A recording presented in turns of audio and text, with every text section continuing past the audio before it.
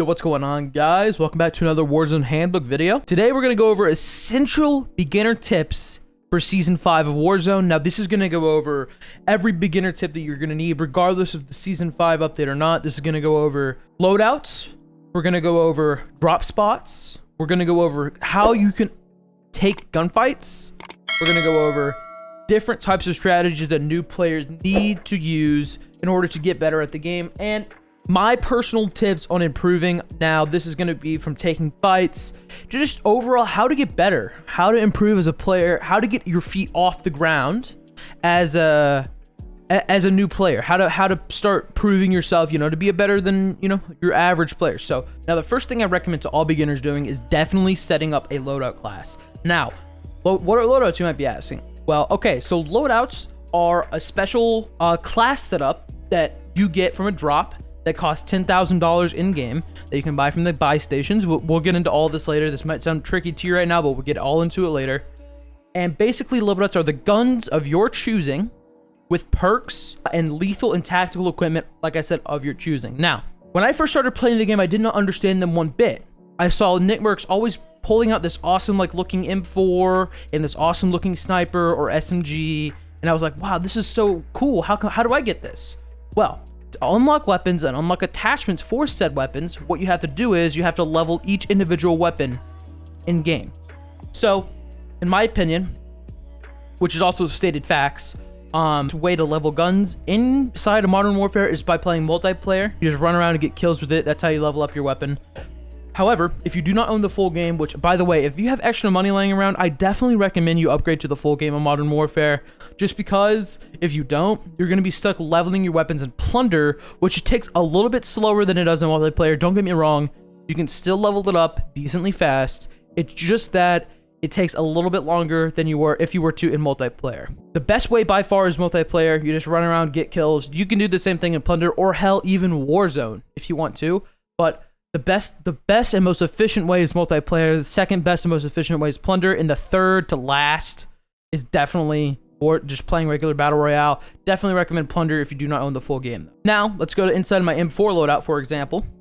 Inside here, you'll see that I have these attachments, and like I said, unlocking these attachments, you have to level up. You have to unlock these attachments. You have to level up your gun through, like I said, Plunder or multiplayer. That's how you get these attachments. Now for part 2 of this, we're gonna go in game and figure out the best spot to land as a beginner player. Now, like I said, in my opinion, the best way to get better as a player and to start winning more games is by learning to fight. A lot of people disagree. A lot of people say, oh yeah, the best way is just by definitely playing slow and learning the game, which I agree with. I definitely think playing slower and learning the game is by far one of the most important things you can do. But like learning the controls, learning the different functionalities of the game, etc. I think that is by far one of the most important things you can do to raise your game sense and get better and start winning more games. Now, the best way, in my opinion, to get better at the game fast is learning how to fight, guys. So here we are in the game, and now this is just a regular solo game. Now keep in mind, my skill-based matchmaking is going to be a lot higher than your skill-based matchmaking, as you're just starting the game, and I'm a level 155, and I have a 2.65 KD, so mine's going to be a little bit higher than yours. But I do recommend landing at a spot that's not as hot as an early player. So on the map, you guys can see the bus path. This is the bus path, so this is where the bus always, or excuse me, not the bus path, I'm too used to playing Fortnite. The plane path, this is where the plane always is. This is not static. This changes. This is a dynamic bus or plane, excuse me. It always changes. It can go any way, but I definitely recommend landing on the outer edges of the map as a new player. Now I recommend this because there's less people and you have more time to gather loot and gather money and to buy loadouts. So in my opinion, the best spot for you to land early on, when I first started playing the game early on, I landed right here.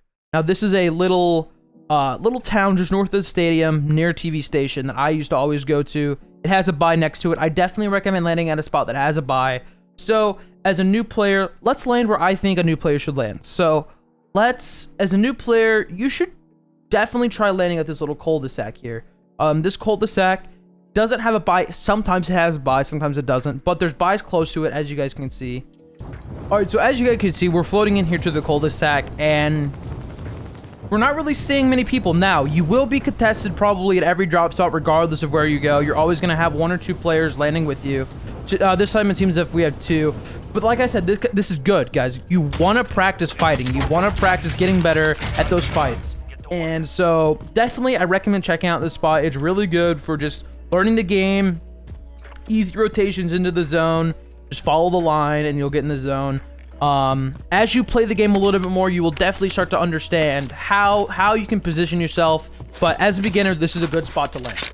All right, guys. So I get actually asked a lot in my stream. By the way, just pointing this out right now, I do stream every single day at 10 p.m. Eastern time on twitch.tv/iTrizz. Make sure to go follow me there. I stream every single night, 10 p.m. Eastern for like a couple hours every single night. So make sure to follow me there. Little plug. Like I was saying though, I get a lot of questions asked. What is the best gun? What is the best loadout we should be using for wins and high kills? Now, this varies. This changes a lot as Activision and Infinity Ward change the balancing to their weapons. Now, at this current moment, I'm recording this, you know, around the season 5 start. Right now, the best guns you should probably be using are the Bruin and the Foul. Now, the only way to really unlock the Bruin is if you have multiplayer, which sucks. If you don't have multiplayer, you definitely aren't gonna unlock the Bruin. It's just that it's just facts.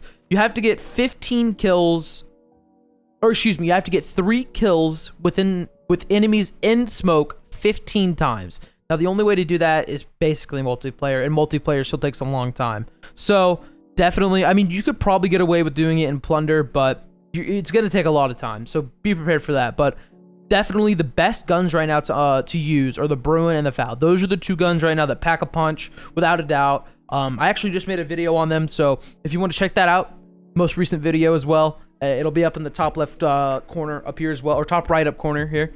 Newest video, definitely go check that out. But right now, the Bruin and the Foul are the 2 most abused guns at the moment. Now, I also get a lot of people asking, well, how do the cash boxes work? How do these the buy stations work?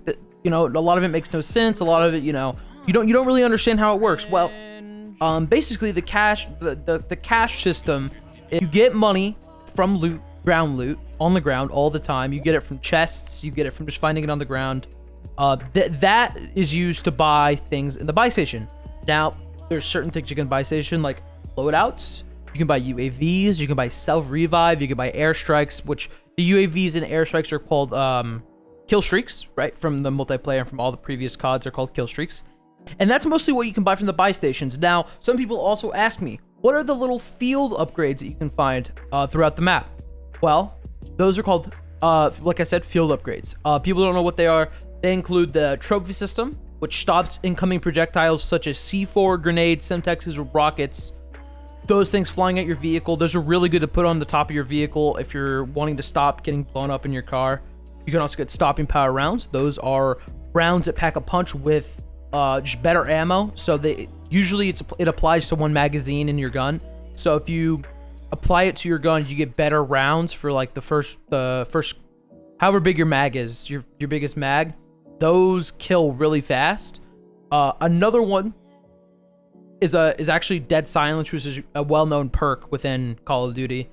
Basically, it makes you completely silent, and while you're silent, nobody can hear you, and you can just completely sneak up on people. It's kind of one of the most cheesiest ways to die in the game.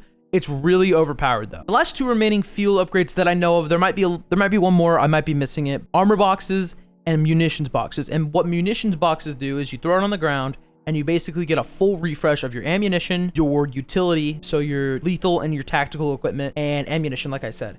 So that's what the munitions box does. The armor box, you throw on the ground and you get a full refresh on your armor. And that is, if you have a satchel, you can hold up to 8. And if you don't have a satchel, you can hold up to 5. I hope you guys found this video helpful. If you did, please be sure to leave a like. That really helps push this video through the algorithm and help other people as well. Also be sure to leave a sub and click the notifications bell on if you want to be notified whenever I upload another video. Like I said, since season 5 is getting, you know, announced, I'm going to be pushing content out. Guys, I'm going to try every 2 days to get a new video out. Like I said, please leave a like, please leave a sub, turn notifications on for new videos like this. Like I said, hope you guys have a good day. Thanks for watching. Peace.